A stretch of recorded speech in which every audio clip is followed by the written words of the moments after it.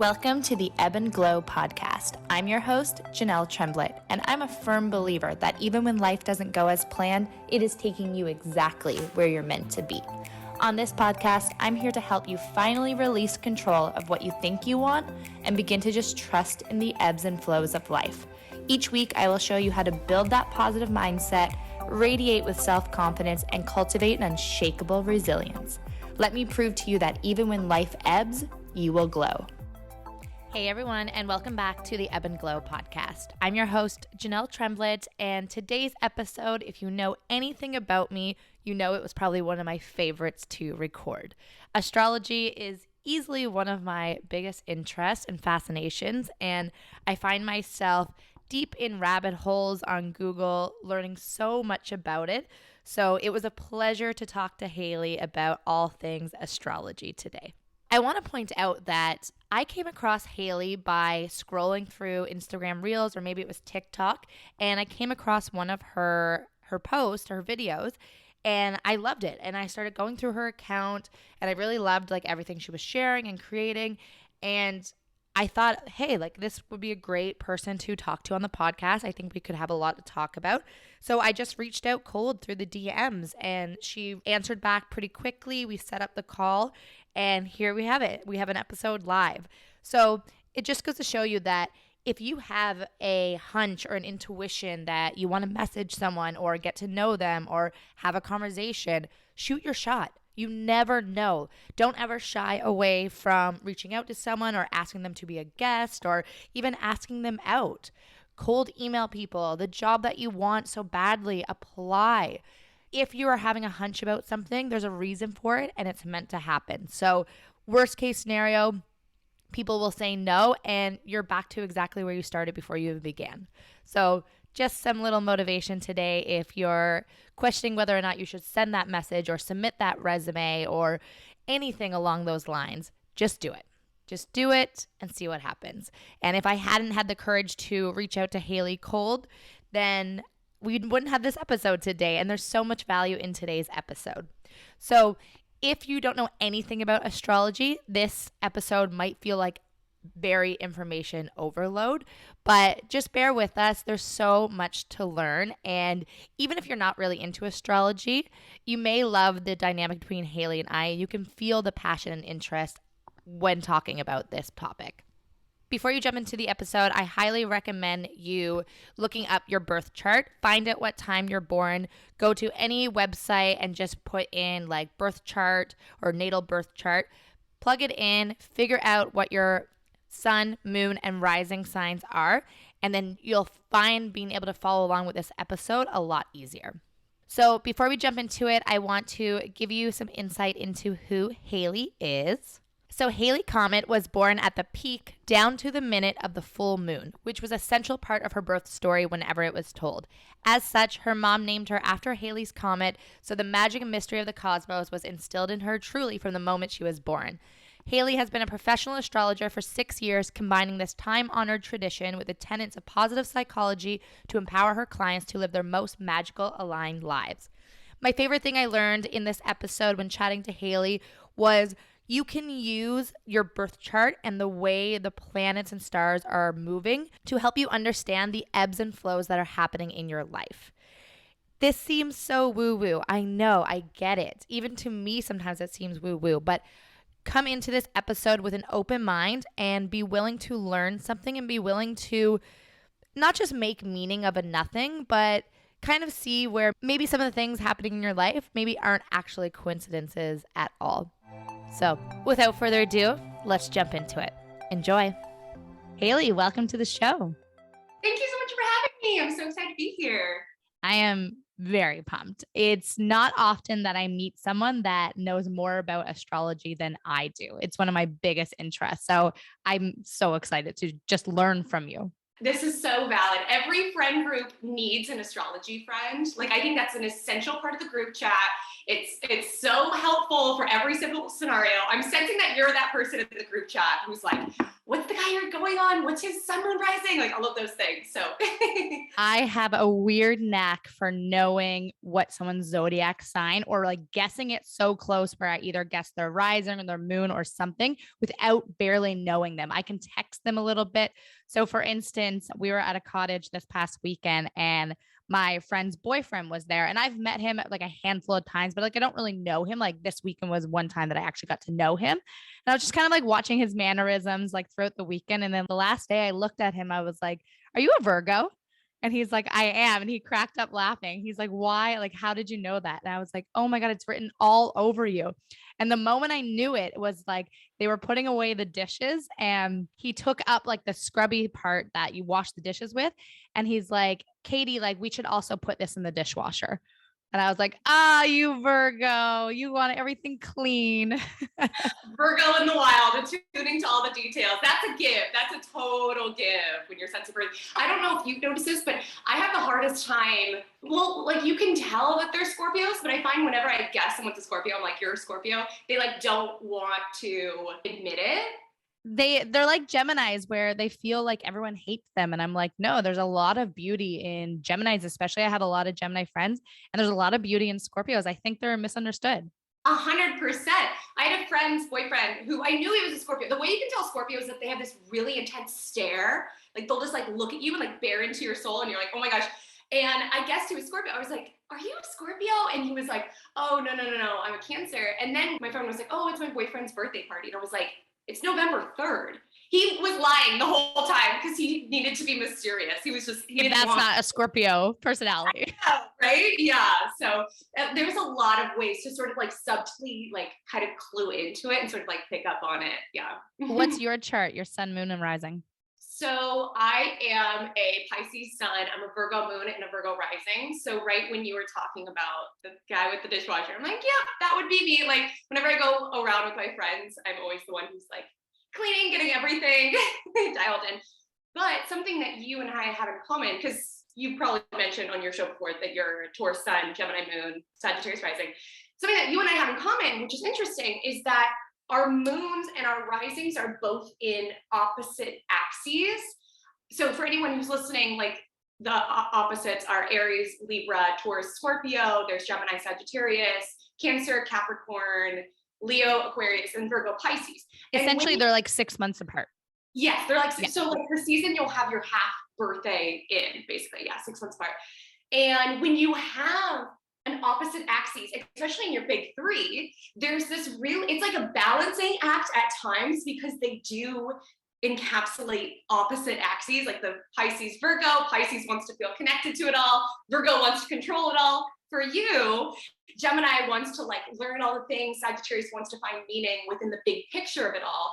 It can be it can make individuals very, very dynamic. But at times it can be challenging for them to sort of rectify these two opposing needs within them. Oh, it's insanity. Like, I love that you used the word dynamic. That was a really nice way of describing me. Because in my head, it's truly insanity. The needing to have constant newness and then wondering what the meaning of it all is.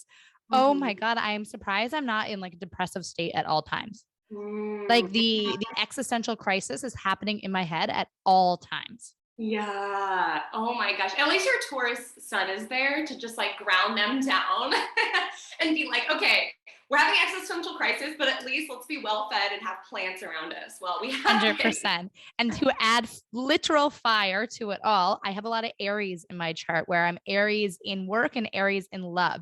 So at least if I need something new all the time and I'm questioning the existential crisis of it all, at least I'll go figure it out myself and go after 100%. it. Yeah. You're not going to wait on other people to make it happen for you. But I'm sure you can understand how the aura of that personality can come across to people. I scare and intimidate some people, but I'm not. Like once they meet me, they realize I'm pretty sweet natured, but it can come across as pretty fiery. Right. But what I really enjoy about Aries placements is that you always know where you stand with them and they don't really put on pretenses or like fake the funk is what I like to call it. It's like, yeah, you might perceive me as being however it is that you're perceiving me, all over the place or chaotic or whatever. But with Aries, it's very much like what you see is what you get. And they aren't going to fake it. Like if they don't genuinely like you or they're not interested in a situation, like they don't have false pretenses, which I find refreshing to be around. But some people find Aries energy, over Blunt. Yeah, blunt. I appreciate bluntness. It Me too. depends on how people value that, but that a lot of my best friends are Aries for that. I just think it's so freeing to be around people who are genuinely the person that they are and not trying to fake the funk. Agreed. It's funny where you say like when something's like disinteresting, they're going to deal with it. Another example from the cottage this past weekend, we had a full itinerary planned for like a big group of us. And there was one point in time where I guess we were in the hot tub or something. And I kind of looked at like the birthday girl who was kind of in charge of the itinerary. And I'm like, okay, I'm done with this. Like, can we move to the next thing? Like, she's like, well, not everyone's done with it, but I'm like, but I am. So I'm either going to leave or like, I don't want to sit here any longer.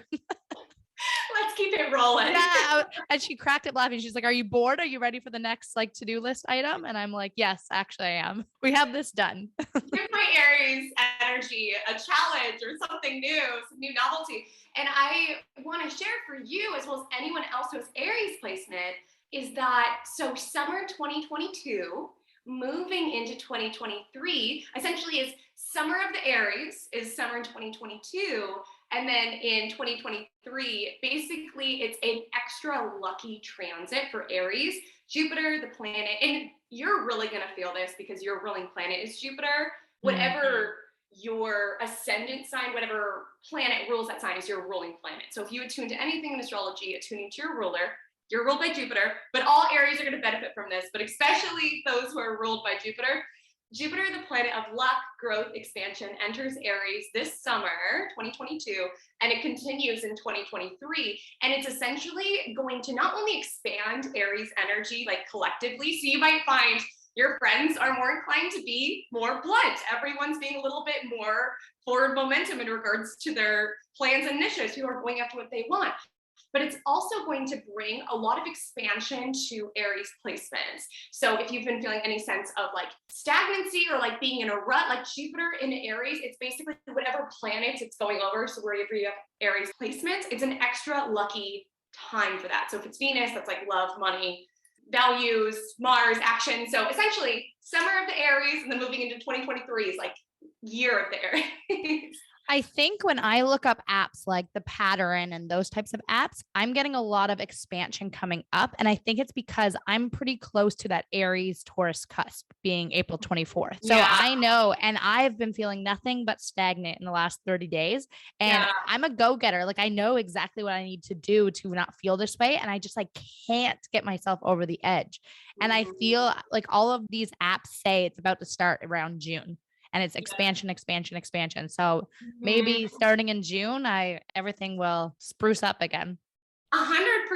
And it's like a lot of times we feel these sensations of like stagnancy or feeling lost. And that's why astrology can be helpful at times, because it just reorients you to the big picture and be like, okay, that was a month of my life. And maybe I was frustrated because I wasn't like full steam momentum ahead. But astrology just reminds us that we're part of nature. The moon is constantly waxing and waning. Like everything has cycles and patterns, and we do as well. So it's like attuning to that so we can stop feeling defective or wrong for having points in our life, you know, where we could feel stagnant, but there could be other elements of our life that we're dialing into, where we're preparing for this big expansion. We're growing in other ways that aren't as quantifiable. So I think it's sort of helpful to re-anchor yourself to these cycles. And for you, so you can prepare. So I'm assuming that when they talk about the expansion, they're definitely referring to Jupiter and Aries, so that you can prepare for this sort of boost forward, expanding, because you can't like ask for more unless you create room for it, which is why periods of contraction precede periods of expansion. Now, when you mentioned the Jupiter, I think that planet has to do with the year you were born, no? Yeah, so it's only like a year long. Jupiter transits every sign for about a year. Like Jupiter like entered Aries technically May 10th, and then it goes back into Pisces a little bit in October 2022 to December 2022, and then it re-enters. So yes, when you look at your natal, so let's say you're looking at your birth chart and you see, okay, I'm a natal Jupiter in Leo or whatever sign you have, it's not the most intensely personal thing about you. Like I would really dial into personal planets, what your sun, your moon, your Mercury, Venus, Mars, because these generational don't say a whole lot about us. But what is personal is where Jupiter is transiting now impacts one of our personal planets. So like for you, I was like highlighting Jupiter is going to cross your Aries placements. What planets do you have in Aries? Mercury and Venus. Okay. That's really work exciting. and love, baby. Bring it on. It is on its way. So yeah, when we're tuning to Jupiter, I would just pay more attention to what signs it's transiting and know that if you see, okay, Jupiter entered Leo and I've got a Leo Mars or whatever, just knowing that you're entering this period of expansion for the properties of Mars, which would be action, assertion, or for you, expansion around mercurial pursuits. So maybe if you had a podcast or something, it could be a very expensive time for that. And then for Venus, love and money. So I'm excited to see how that benefits you. Love and money, my two favorite things in this world. Okay, so to bring it back down to earth, literally, because you and I can talk so fast and so high level with this stuff. So to conclude what we just talked about, with around the Jupiter, if someone was to pull up their natal chart, and for anyone who's listening that is so lost right now, if you just Google like birth chart, natal birth chart, and type in your date of birth, where you were born, and the time you were born, you will find all of this. So if someone did that right now, what are they looking for? Like when you say Jupiter, where are they looking and how can they find out things or what's kind of going to happen to them in the next few months? Yeah, so wherever you look up the birth chart, some resources that I love, just astro.com is a great one. If you like an app, Nui is great. But what I want you to do before, if you get lost in the sauce, because it'll pull up this circle and you might be like, what am I looking at with all of these icons? And just to kind of let you know what it is that you're looking at, it's a screenshot of the sky at the moment that you're born. So all of the symbols are basically just where the planets were. If that gets you befuddled and you're like, what are these symbols? Usually to the left-hand side, there will be a little key and it'll say sun, and then it'll have a sign listed. Moon, a sign listed. Mercury, a sign listed. Like it goes so deep, which is why there's so much to study, but even just taking it one piece at a time. So even if the house is, if you notice it says, okay, my sun's in Aries and it's in the third house, just take it to, okay, sun. Sun is the planet or the luminary, I should say, of ego, identity, self-expression, and then read up a little bit about Aries energy. And you can begin to reorient yourself into, okay, this is how I shine my light. This is how I share the person that I am. So breaking it down by placement, and then when you're ready, adding on the houses and the aspects, it goes really deep, but I don't want you to feel so lost at first. Just start with the signs and the planets, and you can just think of all of these planets as different aspects of you, which is why like you as a Taurus sun will be different than other Taurus suns that you meet, because you might be a Taurus sun, but your sun is in the 6th house and it squares Saturn and it trines Jupiter. There's all these layers to it. So just understanding when you pull up your birth chart, if it's your first time, just understanding there are different facets of my being. Like how you were saying, this is how I am with, love and work, my Mercury, my Venus. It's like your sun is what's going to be very visible to people. It's how you identify. This is the person that I am. These are the qualities that I shine out.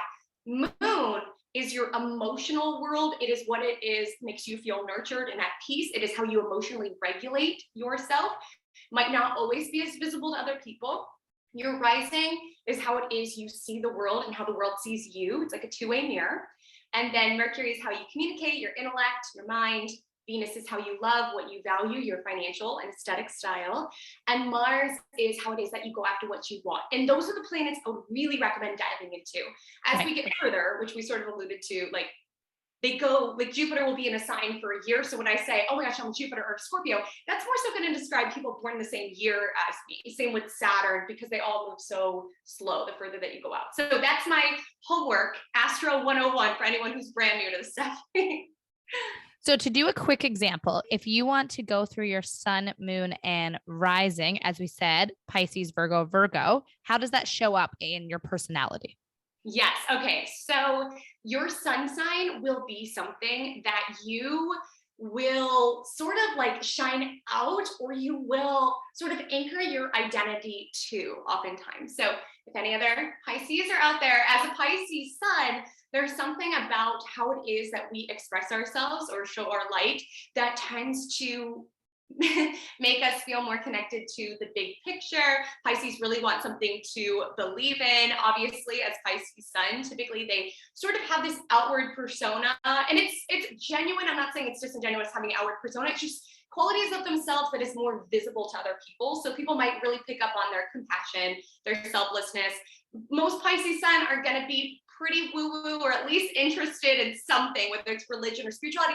And that's something that I've always been very visible about myself. Like we mentioned in my little bio, like this has been something that I've been, interested in and identified with. Like I've always been that person where it's like, Haley, what's happening in the cosmos? Like I've always been that since I was like younger even. It was just something that was very sort of evident and something that I shown out. Like I was fine with being the woo-woo friend. What people might not necessarily have picked up, and it's a side of yourself that you can hide a little easier at times, is your moon sign. Because as mentioned, it's very private, personal planet. So with Virgo moon, it's like, yeah, outwardly, everyone's like, oh, Haley, she's the woo-woo friend. She just goes with the flow. She just leads by heart. But internally, I really need, like, my home is my sanctuary. Like it is a ritual that I need to clean it. Like if my boyfriend tries to help me clean, I can't, because it's not even about things being clean, which they always are. Like I need that, but it's also just the ritual and the process of being able to control my environment internally is really important to me. So when you're dialing into your moon sign, that's what you need to anchor into shifts. So like you as a Gemini moon, you need to constantly be learning. You need to be able to understand the world around you and communicate. And then your rising, I feel, is really discredited. I mean, a lot of people do talk about it, but if you study traditional source texts, it was one of the most important fundamental planets. Like a lot of times people know their sun sign and not much else because it is easy. It's your birthday sign. But if you read traditional source texts, it all comes from your ascendant. It is the most important. Like if everything gets you confused, start with the ascendant, go from there, because ascendant is how it is that we see the world and how it is the world sees us. A lot of people, just like in modern astrology, for some reason will call it a mask. And I'm like, no, it is the vibe that you put out, but it's also, I always say your first impression of people. Yeah, 100%. And it is that, like, it is the vibe that you would get off someone. So like for me as a Virgo rising, they might pick up on the Virgo qualities, but it goes deeper than that. It's two-way mirror. It's how people see you, sure, but it's also like the lens by which you are viewing the world. And I feel that because like birthdays are the easiest to find, that's why sun sign got so glorified, as well as sun sign is particularly glorified in places that are very individualized and very sort of like egocentric, like countries and things like that, where sun is ego, it's identity. So it makes sense why that was so highlighted or like emphasized so much. But ascendant's tricky because if you don't have a time of birth, it does shift based on like every 2 hours. It changes by degree, truly like every 10 minutes. So we do want as accurate as birth time as possible, but I guarantee you diving into your ascendant will give you a lot of context and information. Yeah.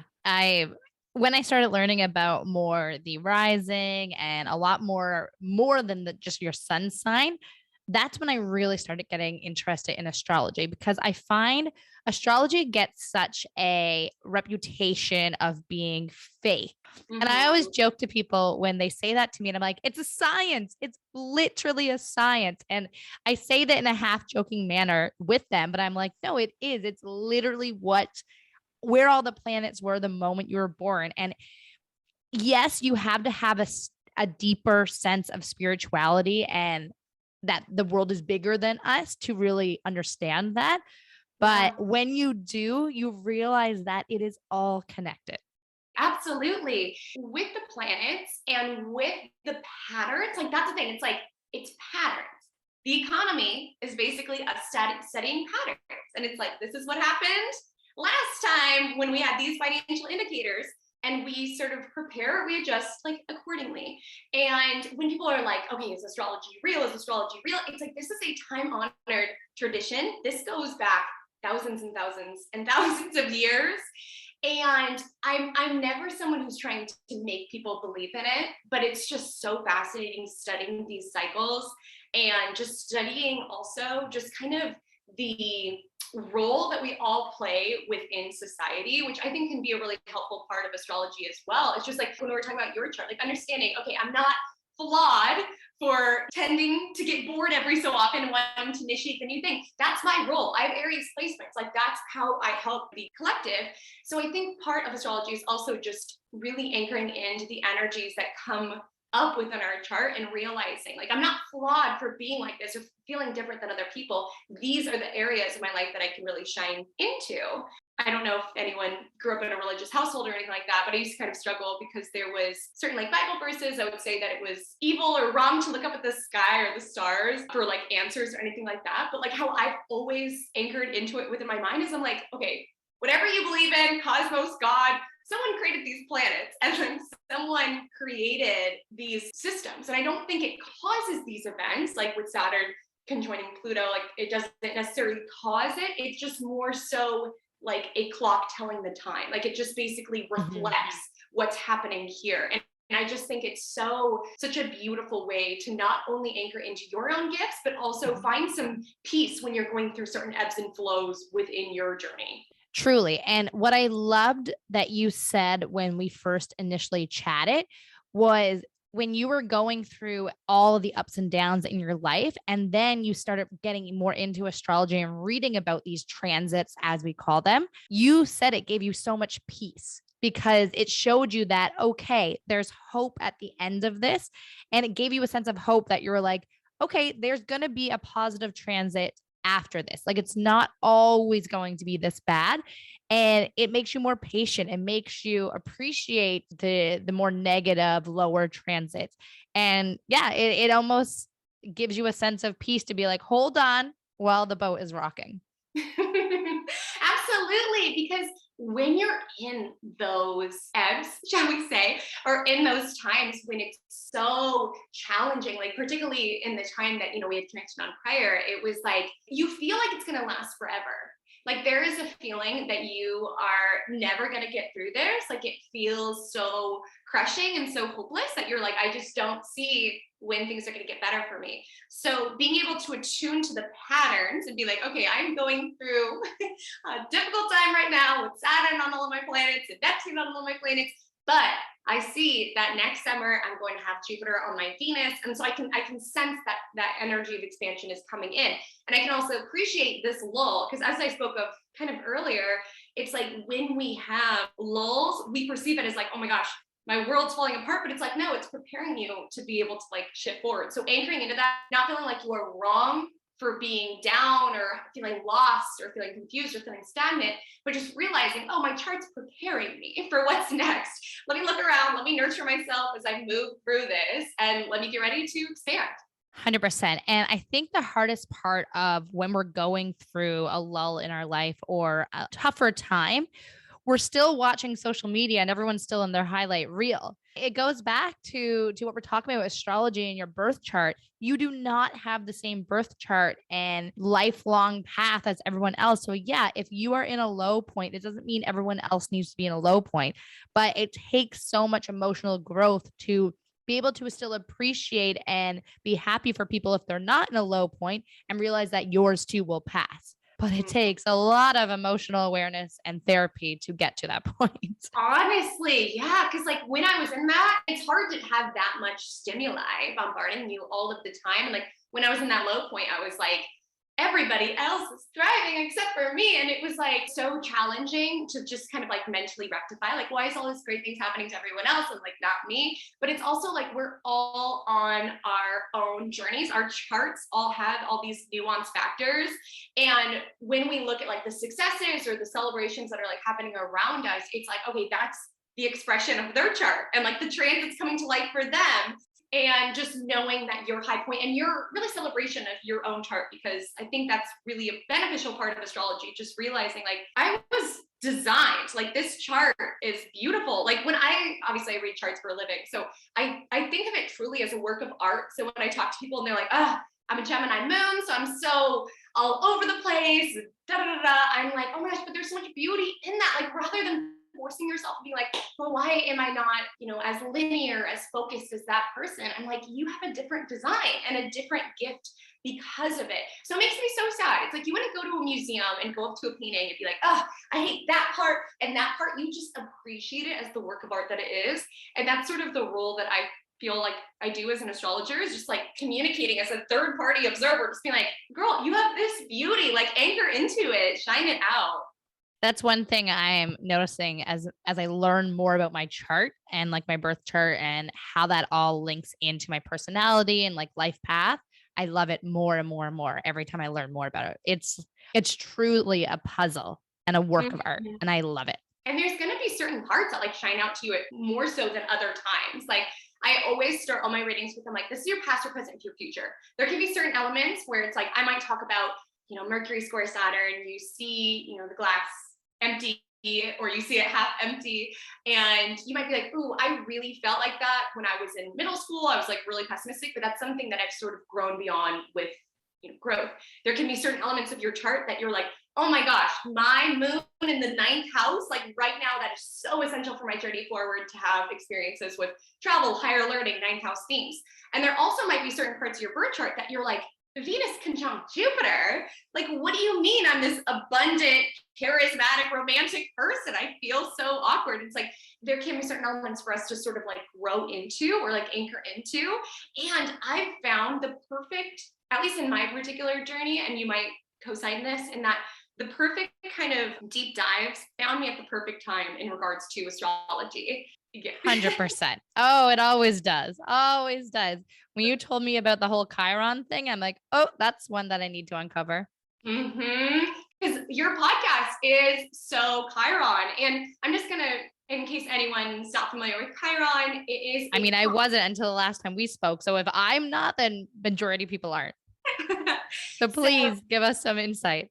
Yes. Oh my gosh, I love Chiron so much. So it is a comet, and it's in between Saturn and Uranus. And not every astrologer necessarily uses comets and asteroids, so that's why it's not super popular, but I'm big on Chiron. So Chiron is the archetype of the wounded healer. And with Chiron, just part of sort of the mythology around it, it's basically Chiron was a centaur, so he was like half horse, half man, and the horses made fun of him for being too human-like, and the humans made fun of him for being so horse-like. So we sort of had this feeling of being ostracized or feeling different than other people. And because of that wound, like that feeling of not having a sense of belonging, he sort of had this empathy, because where it is that we've struggled gives us a certain wisdom. It's like earned empathy, a certain wisdom, not only in our own struggle, like realizing, ooh, I see why I had to go through that in order to get to the other side, or in order to do my life's work. And with Chiron, it's sort of around how that wound, or where we've struggled, or where we've had to build ourselves up from the ground up, where that has given us wisdom, not only for ourselves, where it's given us healing, but also where it's given us healing potential for other people. Like, there really is something so powerful about talking to someone who's been through that particular struggle. It's really this feeling of feeling seen. So when you look at your Chiron, understanding, okay, yes, this is where I've been wounded, but it's where I also have the ability to heal and to share. And if you don't mind, I just want to bring this to the surface, is that you have Chiron and Leo in the 8th house. And so how I want you all, if y'all look up your Chiron, is I want you to take the qualities of the sign. So for Chiron and Leo, Leo is the sign around self-expression, radiating our unique light. And with Chiron and Leo, it's an interesting wound, quote unquote, because there can be a certain wound around visibility or being seen, or around identity, but it's also that could be very healing around you being able to be your own unique self, you being able to, you know, shine and radiate your light outward. So when you look at Chiron and Leo, just understanding, okay, there's certain dynamics where I could have struggled with this. I could have had to build myself up from this. I could have felt too much, or however else that showed up, but it's also where I can heal other people as well as heal myself. So podcast is a great illumination of that, as well as like any sort of creative attribute, as well as just sort of allowing that confidence to be built from a really, I mean, it's in the 8th house. So from a very like deep place, having to psychologically rebuild yourself and really rebuild your confidence. And I also just want to highlight, then you take the house of where it's placed. So for 8th house, this is merged energy, shared assets, things of the like. So with Chiron in the 8th house, there can also be this wound around not necessarily trusting other people to meet your needs for you. So always feeling like you have to do it yourself. So you would take. I don't resonate with that at all, Haley. Christ. So Chiron goes so deep, and I think it ties in with ebb and glow just because it's like, okay, this is where it sucked for me. It was so challenging, but it's also like that wound or that ebb gave me strength to glow and to be able to move forward. So everyone, look at your Chiron. It'll resonate the most if you have Chiron on a personal planet. So if it's like one sun, Mercury, if it's on an angle, which would be AC, IC, DC, or MC, a little more advanced, but that, or if it's like squaring a personal planet, but everyone will relate to Chiron a little bit. When I read into the more Chiron one for me with Leo in the 8th house, what I gathered from it when I read it was I want to be known for being talented and almost like center stage, but I'm almost also afraid it might self-sabotage it. Mm-hmm. So I need to be there and I want to be, but I almost have like a complex about it anyways. Mm-hmm. That's what I gathered when I read about it. And I was like, okay, I can see that. But like, about the being seen part, but also like still wanting to be a little bit humble about it.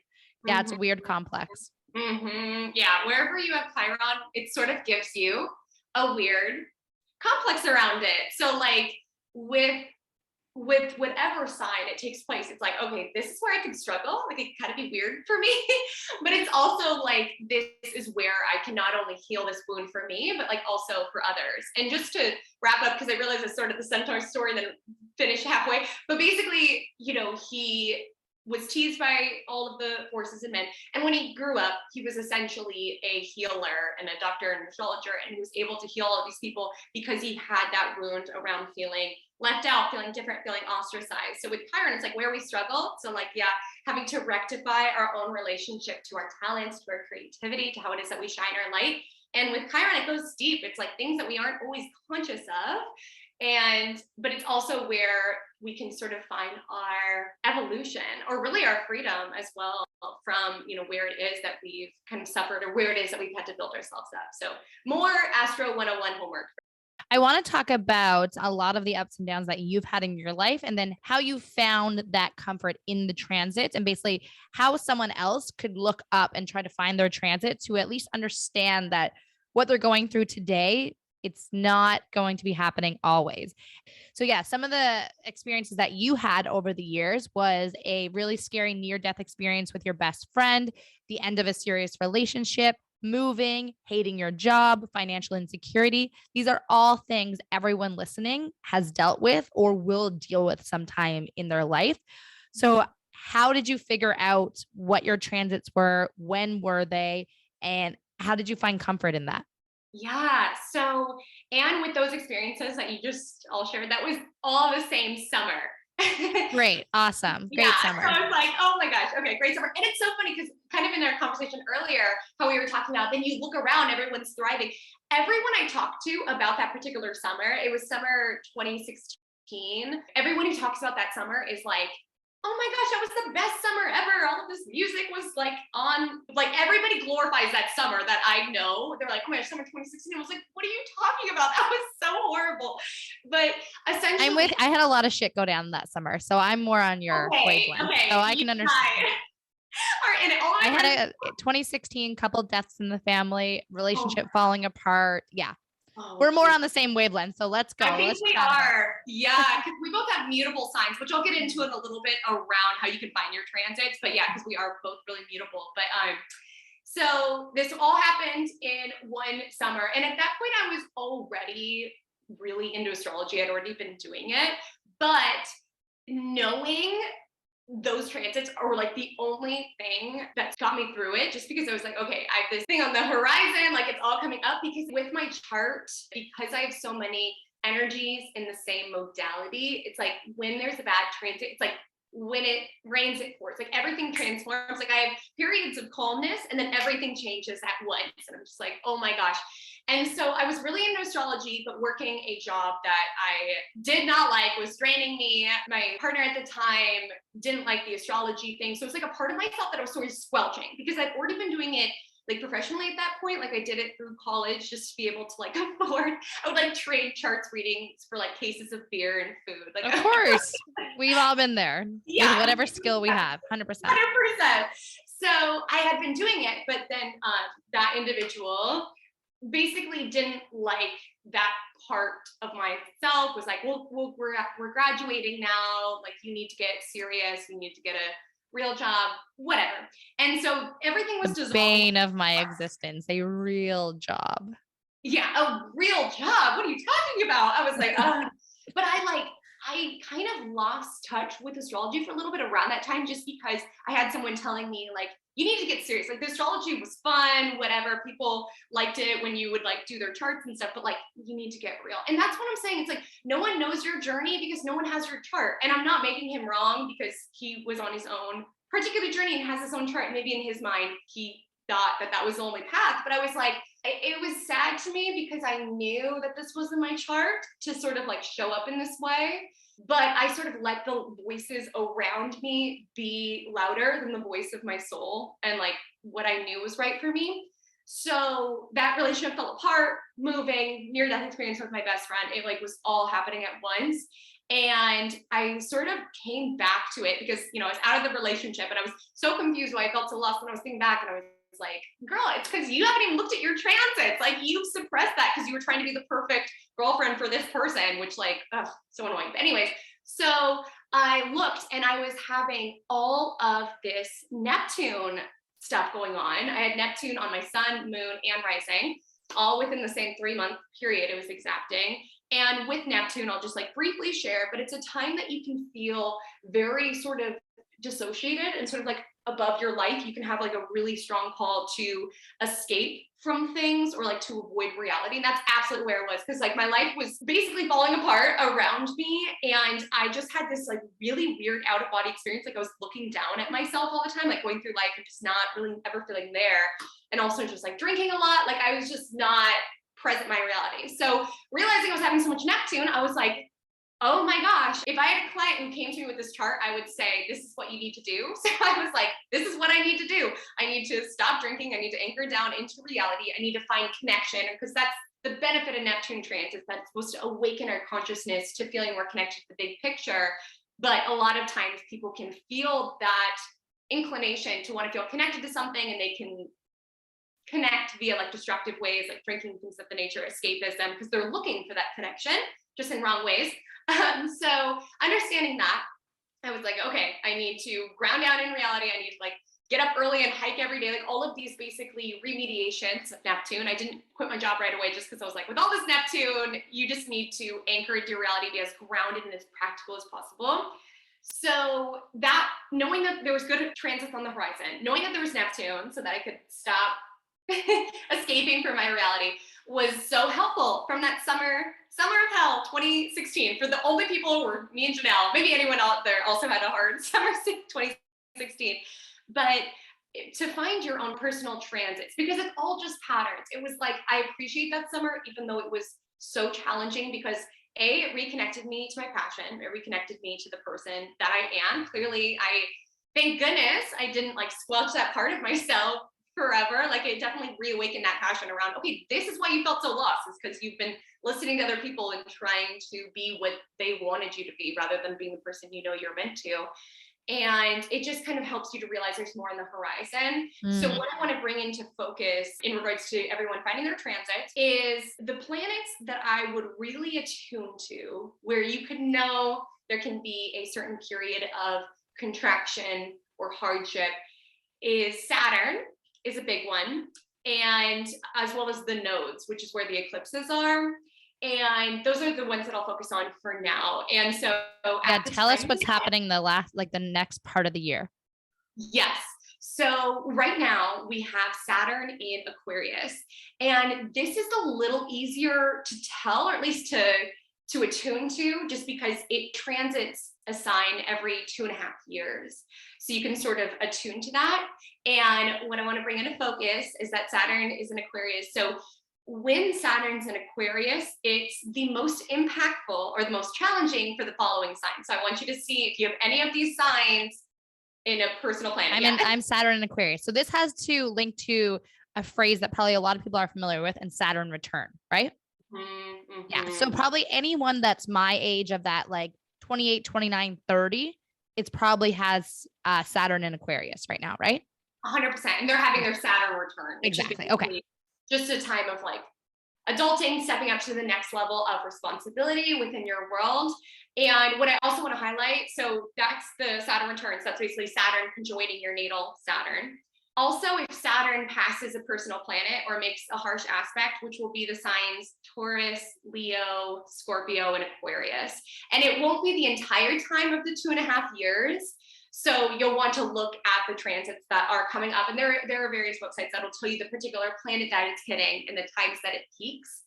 So if you have Taurus, Leo, Scorpio, Aquarius, knowing that you have Saturn kind of bugging you. And right now, where Saturn is, where it'll be for the rest of 2022, it's in kind of like the late teens area. So when you pull up your chart, there will be numbers. So like, for example, if you're like a Taurus sun at 5 degrees, when Saturn is at 5 degrees Aquarius, it's squaring your sun. You don't necessarily need to know all the mechanics, but there are certain parts of that. It won't be like challenging the entire 2.5 years, but there will be certain parts where it peaks for you and your chart. But those are the signs that it's sort of messing with a little bit. And with those signs, when you're dealing with Saturn, if you are one of those signs, Saturn is the planet of restriction, it's the planet of challenges, it's the planet of responsibility, and it's not mean for no reason. So I just want to say, if anyone has any placements within that, it's not mean for no reason. It can be a really powerful time to lie down the foundation of your world. The downside is sometimes it can feel sort of like boring. It can feel like we have to be way more disciplined and have a lot more pressure on ourselves, because that's what Saturn's all about. But it's not mean for no reason. It essentially ushers us into the next level of our life and being a little bit more responsible and mature. So if I had a client came to me and they were having Saturn transits, I would just say, keep it cute, keep it legal, keep working on what you want, because Saturn's the planet of karma. So like what it is that we have sown, we reap during a Saturn transit, whether it's Saturn return or Saturn's transiting a personal planet, which would be like making an aspect to a personal planet. It's basically a reality check, which doesn't have to be this earth-shattering thing. It can actually be, if you've been working really hard and disciplined and diligently on something, a lot of people during their Saturn return or Saturn transit, it's when the rewards of those past efforts actually catch up. But where Saturn transits will sort of be challenging for you is if you've been breaking the law and being really shady and like not keeping secrets or doing something and expecting people not to find out. Like Saturn is karma. So karma, yeah. Yes. So it's like what you reap. So if you've been working really hard and you're like, oh, I'm so frustrated, I'm putting so much effort towards this and it's just not working how I thought it would. During a Saturn transit, those past efforts can catch up. But I always highlight Saturn transits because as you go through it, it can be a time that you have to work extra hard, have to be more disciplined. So those are the signs that are experiencing it in 2022. And then next year, and then the next 2.5 years, it's coming for the mutable signs. Again, not a bad thing, just important to know that that's on the horizon. And the other thing I want to draw into focus is the eclipses. The eclipses are currently happening in Taurus and Scorpio. And the next ones will be in October, November of 2022. And it's still in Taurus and Scorpio? Yeah. Great. Mm-hmm. Yeah. So what should I, like, what would feel like an eclipse right now? So if eclipse is happening right now, like, how do I notice? Yes. Okay. So we actually just got done with them. So I was going to ask you, like, they were happening around Taurus season. So the first one happened April 30th, and then the second one happened May 15th. So this is why I recommend, like, anyone who studies those are some key dates. So tell me, and I'll tell you if it's true. Let me look at my calendar. Yes, please let me know. So with eclipses, it is cosmic course correction season. So things can typically feel pretty intense around them. And with these particular eclipses, it's sort of the energy, like it's kind of the time that people are moving, people are breaking up, people are like, oh, I'm moving to this country with this random person. Like a lot of people make major changes around eclipses. It can also bring up things or bring forward patterns or themes that we could have been avoiding. Like if you read about them in source text, it's a little intense, the verbiage. but it was like a time that the gods or the universe, the cosmos would give us things and take things away. So whenever someone gets broken up with around an eclipse or they lose a job or something, it's a time where things can feel really chaotic. But when it happens around an eclipse, which the next ones are end of October, beginning of November, I'm like, trust me, this is paving the way for your new beginning. Because with eclipses, it's karmic. It's typically things that had to be removed for us to be able to move forward. So a lot of people have friend breakups, jobs ending, but also some people can get really great new clients. Like it basically things speed up and they feel really chaotic. So I also just kind of put that into people's awareness just because around eclipses, things tend to be a little topsy-turvy.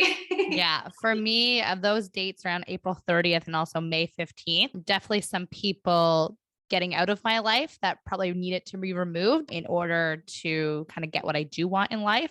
And also career wise, yeah, again, a lot of shifting of people changing their minds a lot. And I know inherently it's both of those situations. These people and these situations are being removed so that there's room for better ones to come. But it sucks when it still happens. Oh, I know. It's still shaking things up and you're feeling a little rejected and lonely, but I know like better things are coming. 100%.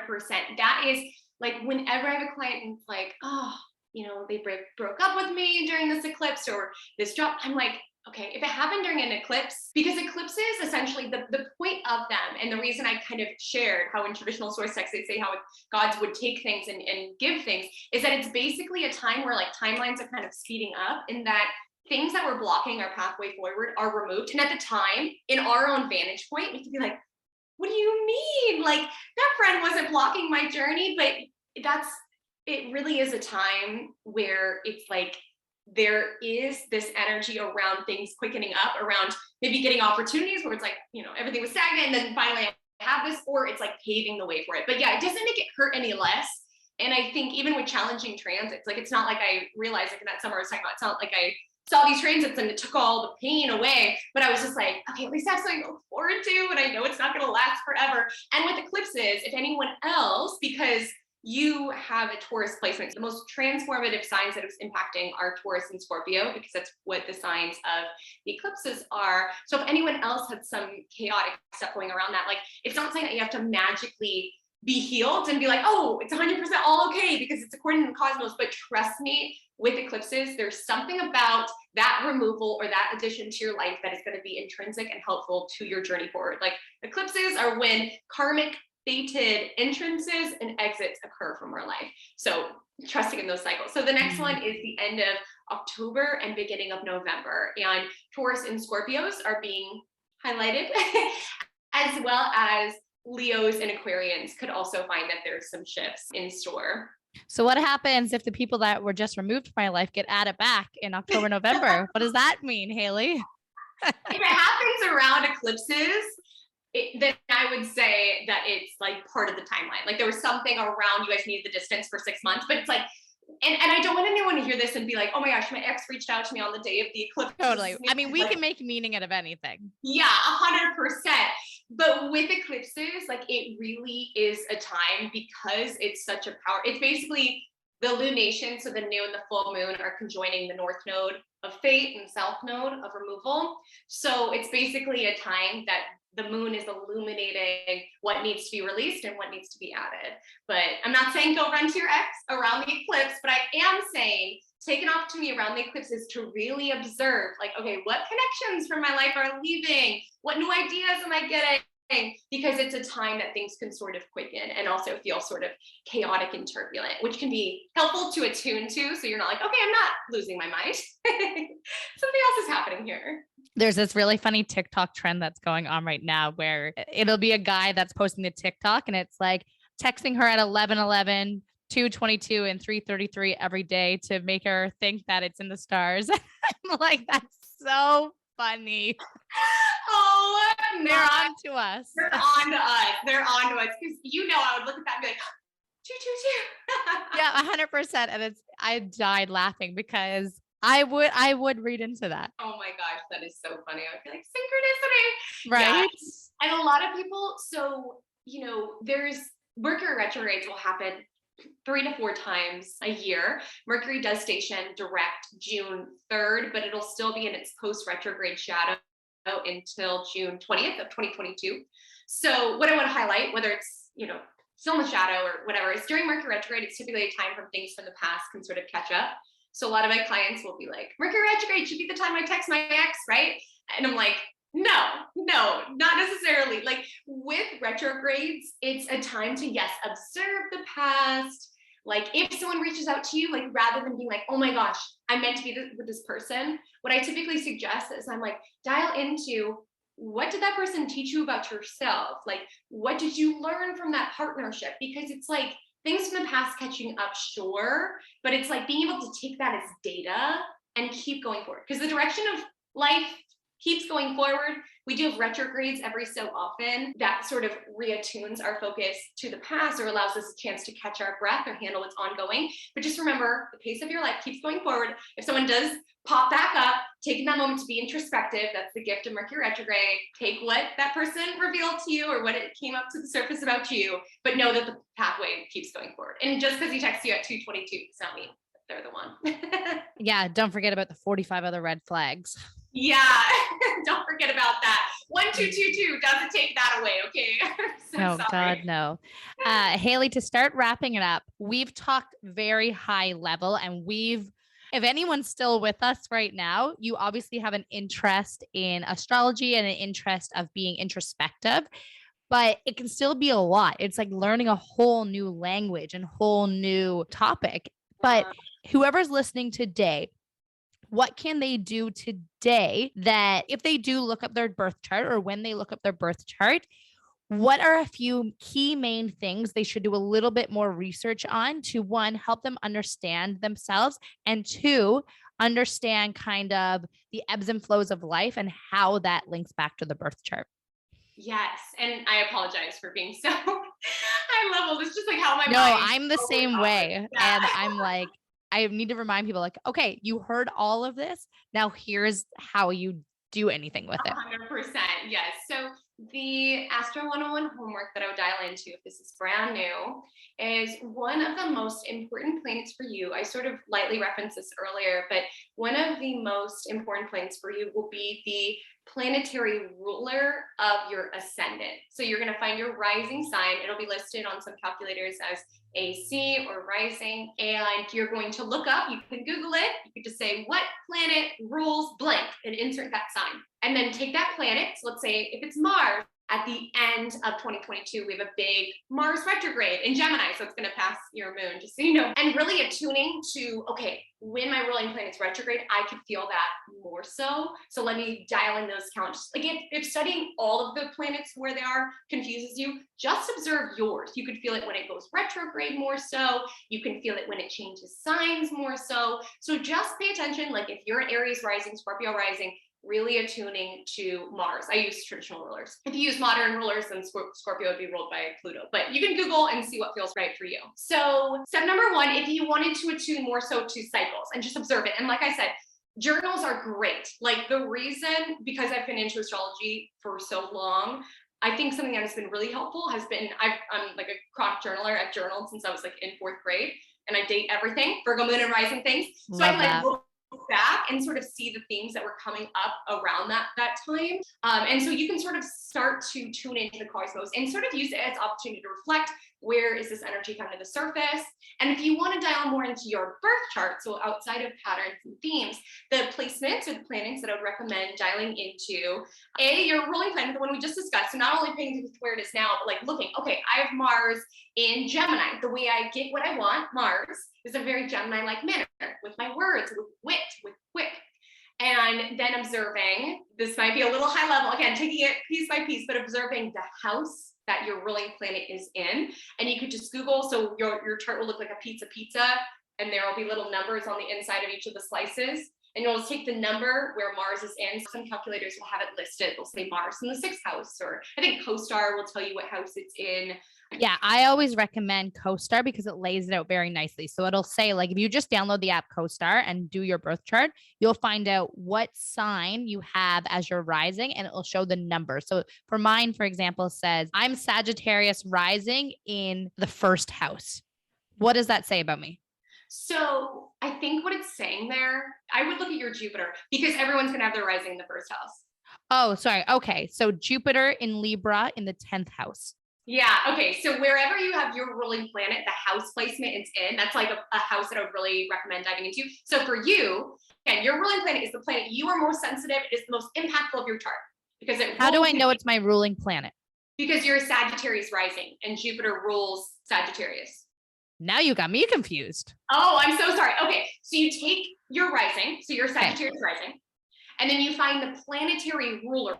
So the planet that rules Sagittarius. And how do I know that? You could just Google it, or I can go through it really quick. But basically, every sign in the zodiac rules some planets. So Jupiter rules Sagittarius and Pisces. So if you're a Pisces rising or a Sagittarius rising, you're ruled by Jupiter. Okay. If you are a Scorpio rising, Aries rising, ruled by Mars, so on and so forth. So it doesn't matter the Libra part. It matters Jupiter in 10th house. Libra, you can also do. But I would just say, like, if you're brand new to it, like dialing in the houses, especially your ruling planet house. Okay. Because for 10th house, it's just the area of life. Like I think of houses as life arena. Yeah. It's like categories. Yeah. It's like an area of life that you could prioritize more so. So for you, 10th house is career, public persona, reputation. So someone who has their ruling planet within the 10th house is someone who can derive a lot of their personal priorities and their personal lens around success, achievement within the public eye. So you'll just take the sign of your rising. A lot of my friends are similar. Oh, really? They have a lot in the 10th house? Yeah. Yep. If you look up like any celebrity chart, they'll typically have a majority of their planet right at the 10th house because funny. To like at eye level, basically, if you have planets up there at the moment that you were born, that would have been planets. If they were all visible, you could look up and see. Like if you have planets in the house, it was what was at the top of the horizon. So it represents what in our life we sort of rise up, or how it is that we meet the public. So someone who has a lot of their planet constant, or a lot of their planets concentrated up there, a lot of their growth and their fulfillment and their expansion, because yours is Jupiter, is found within the public domain, career, public persona, so on and so forth. So if it all bogs you down, I would just start with that. Like just find the ruling planet of your rising, look at the house, then you could just Google, what does the third house mean? What does the fourth house mean? And start to dive into that. I always found that really fascinating, is the houses. Yeah. 100%. The houses is the juicy part. So, I mean, you can always just start with sun, moon, rising, just talking about particular pieces. But if you wanted to up level your astro skills, start adding on the houses, and soon will truly become another language. It's just practicing and refining. I love it. I find there's a lot of power in knowing who you are deep down and knowing what makes you tick, knowing why you react a certain way to something. And it's funny, people give a lot of credibility to psychology and attachment styles and all of those types of things, but they turn a blind eye and they turn almost like their nose up to astrology. But I think there's a lot of power in knowing your birth chart. 100%.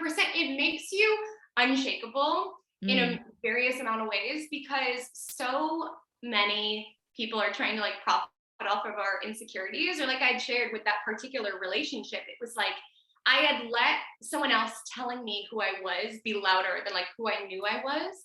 And like when you know yourself and you're not trying to cater to the needs of others and you're able to dial into your strengths, people aren't as successful in manipulating you or in being able to like market to you always, because you have that belief in yourself. You're like, this is who I am. And like, now I know my chart, I know who I am. Like I wouldn't allow myself to disconnect to that, even like within a relationship, because I have that sort of, and part of that comes with growth and getting older. But I just think now that I dial it in, and it's like, it's also helpful to communicate if you're in a relationship too. You know, my boyfriend and I have been together for about like 4 years.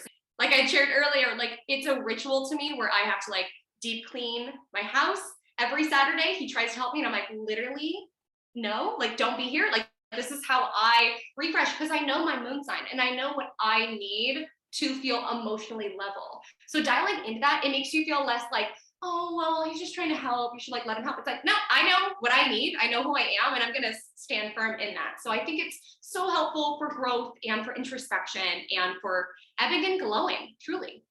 Truly. To close it all out, please plug all of your channels and how people can reach you. And also, I know you offer a lot of courses and astrology readings, so please plug all of those. Yes. So my readings, if you're interested in like more of a one-on-one experience, like you're not so much interested in learning all about the mechanics of astrology, but you just sort of want to know what are the themes in my chart, what are the transits going on. All of those can be found at haleycometastrology.com. And I have recorded readings, which is just basically me on a video chatting through your chart. That's about a 3-week turnaround. And I'm booking for September 2022 currently. So if you want a live Zoom phone, just know that it's about usually like a 5-month out little booking period. If you wanted to learn these things and speak this language, then I would recommend going to selfcareastrology.com. That's my astrology course. And it is a self-paced container. It's 8 weeks for you to move through it. And what's super exciting is that this summer, I'm offering a live workshop series in conjunction. So it's self-paced. So if you're someone where you just want to learn in the comfort of your own home, don't want to necessarily connect and practice with other humans, you can absolutely do that. This summer, though, starting at the end of June, moving towards August, I'm having a workshop series tied to it. So you get to do like the self-paced program, and then you have a Wednesday evening every week to practice and connect with other astrology enthusiasts. So that won't always be the case. So it's a really special little offering. So if you crave community and want to dive in and speak this language, I'd recommend that. And then if you're just more so looking for free content, I have a YouTube channel, Haley Comet Astrology, where I teach a lot of educational content. And it's a really good channel. I like it. Thank you. Thank you so much. It. I appreciate that. Haley, this has been a joy. Like I said, astrology is probably one of my biggest interests. And for me to sit here and to learn this much, I can only imagine how everyone else feels. So thank you so much for being so open and generous with all of your knowledge. And I hope everyone learns something from today, but also gets a sense of curiosity in their own birth chart so that your whole life and your whole personality can make a little bit more sense to you. So Haley, thank you so much. Thank you so much for having me. Did you know that I'm not only a podcast host, but in my full-time career, I am a Toronto-based real estate agent. In 2021, I closed 100 deals. Yes, you heard that correctly, 100. So if you or someone you know is a busy professional looking to get into the Toronto real estate market and looking to work with a realtor who values your time, make sure to reach out to me and let's get connected. And in the meantime, we'll see you here back next week.